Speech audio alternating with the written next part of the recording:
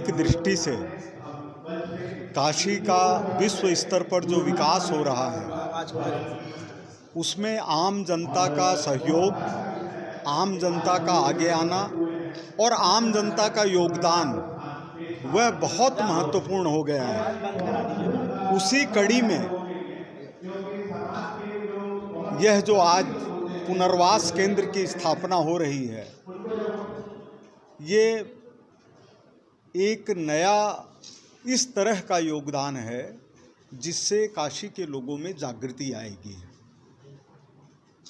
सबसे बड़ी बात जो यहाँ देखने में आई है कि बच्चे से लेकर बड़े तक मूलभूत समस्याएं जो बच्चे को जन्म के साथ कई बार प्राप्त होती हैं, जैसे सुनने में बाधा, चलने में बाधा, रंग पहचानने में बाधा, चीज़ों को समझने में बाधा, उसका मौलिक उपचार, इस तरह का उपचार जिससे बिना किसी ऑपरेशन के, बिना किसी रेज के स्वाभाविक तरीके से सर्वांग विकास हो, संपूर्ण विकास हो, उसकी दृष्टि से संत नारायण पुनर्वास केंद्र यह बहुत ही उपयोगी सिद्ध होने वाला है।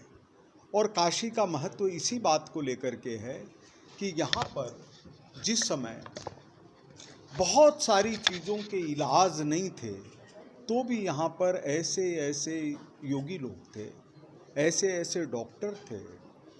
मैं एक नाम लेना चाहूँगा, डॉक्टर गंगा सहाय पांडे।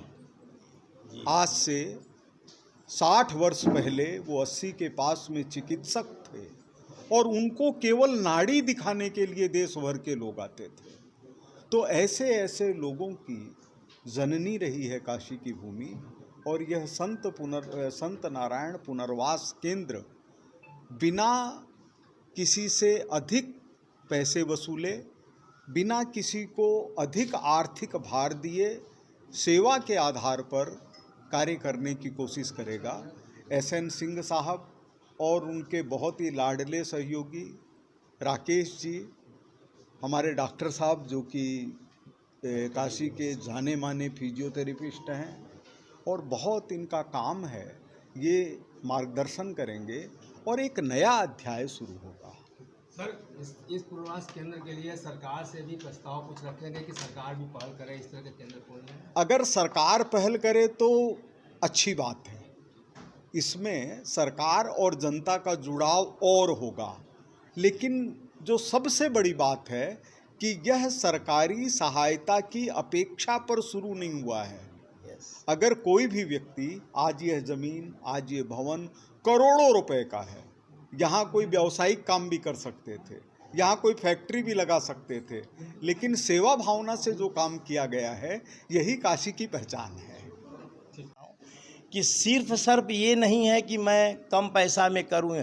वो बच्चे जो निर्धन हैं, जो रियल में इस बीमारी इलाज नहीं कर सकते हैं पैसे की वजह से, उनको सभासद पार्षद ने लिख दिया कि ये बहुत गरीब है, ये पैसा नहीं दे सकते हैं, उनका हम लोग इलाज 100% फ्री करेंगे।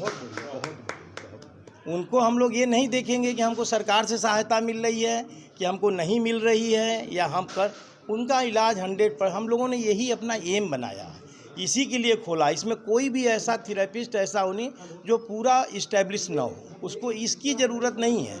इसलिए खोला गया है कि फ्यूचर में सर का आशीर्वाद मिलता रहे, बड़ों का आशीर्वाद मिलता रहे, और हमारे श्री संत नारायण सिंह सर, जिनको SN सिंह बोलते हैं, उन्होंने तो हम लोगों को इतना बड़ा हम लोगों का काम किया है कि वो कभी हम लोग सोच भी नहीं सकते हैं। हम लोगों के बस का नहीं था कि हम लोग ऐसी जगह ऐसी हो पाए। ये सब हमारे श्री SN सिंह की देन है। मैं उन्हीं का बहुत बड़ा आभारी हूँ, और सर के आशीर्वाद से। और हमारे सर यहाँ आए हुए हैं, डॉक्टर BD तिवारी सर, अब पता नहीं कहाँ, मैं नहीं जानता हूँ। डॉक्टर BD तिवारी सर ने हम लोगों को इस फील्ड में चलना सिखाया है, ये बताया है, सहयोग दिया है, और आगे भी वो सहयोग देते रहेंगे। उनके जैसा आदमी हमने अपने लाइफ में नहीं देखा है। इसी के साथ हम अपनी धन्यवाद। बहुत अच्छा प्रयास है, और कोई भी प्रयास हो जो शुरुआत की जाती है तो शुरुआत करने वाले को थोड़ा धड़कन होती है कि कैसा होगा, बढ़िया होगा कि नहीं। कि इसके बारे में तो एक ही चीज़ है जिससे आश्वस्त होना चाहिए आदमी को कि यदि जो कार्य आप कर रहे हैं वो यदेच्छया है। यदेच्छया का मतलब होता है प्रभु की इच्छा के अनुसार अगर कार्य किया जाएगा तो उसमें सफलता मिलेगी ही मिलेगी। इसी को एक रोटरी क्लब है, हमारे कुछ साथी यहाँ रोटरी वाले भी हैं, उसको कहते हैं 4-वे टेस्ट। 4-वे टेस्ट माने जो भी कार्य आप कर रहे हैं किसी के लिए भी या समाज के लिए, तो उसमें होता है कि इज इट ट्रूथ, क्या ये सत्य है, क्या ये सबके लिए फेयर है, क्या ये इससे बंधुत्व बढ़ेगा, क्या ये सबके लिए फ़ायदेमंद होगा। तो यही तो यदेच्छया है कि जो प्रभु को प्रिय लगे ऐसा कार्य हो, आपका चरित्र हो कि आप अपने लिए नहीं सबके लिए सोचते समझते हुए बढ़िया कार्य करिए तो सफलता अवश्य मिलेगी। और ये जो कार्य ये लोग कर रहे हैं यहाँ पे, इस प्रकार की सुविधा बहुत नहीं है यहाँ पर, तो मरीज बेचारे भटकते हैं। तो ये कार्य ये लोग बढ़िया से करें, हम सबका सहयोग रहेगा इसमें और सबको लाभ मिले इसमें जो बन पड़ेगा हम लोग भी सहयोग करेंगे और हमारी तरफ से बहुत बहुत शुभकामनाएं इसके लिए। ये जो पुनर्वास केंद्र खुला है, इस प्रकार की सुविधा का यह पहला केंद्र है, क्योंकि लगभग मैं सभी केंद्रों पर मेरा आना जाना है, सबसे परिचित हूँ, मैं सबको देखता हूँ। तो एक छत के नीचे किसी के पास अगर श्रवण की सुविधा है तो फिजियोथेरेपी नहीं है, किसी के पास फिजियोथेरेपी है तो अन्य सुविधाएं नहीं है, लेकिन एक छत के नीचे जिसको कहा जाए संपूर्ण पुनर्वास, जो हमारे यहाँ पुनर्वास की परिभाषा है कि कोई व्यक्ति अगर शारीरिक रूप से अक्षम है, चाहे वह सुनने में अक्षम हो, चाहे बोलने में अक्षम हो, चलने में अक्षम हो, किसी प्रकार की उसकी अक्षमता है, तो उसे दूर करके उसे समाज में फिर से राष्ट्र के मुख्य धारा में लाने का काम ये पुनर्वास केंद्र करते हैं। तो एक छत के नीचे इससे किसी भी अभिभावक को परेशान नहीं होना पड़ेगा और मुझे पूरी उम्मीद है कि वाराणसी में इसका और विस्तार हो और वर्ल्ड क्लास की सुविधा, एक विश्व स्तरीय सुविधा यहाँ से प्रदान की जाए, ऐसी मेरी कामना है।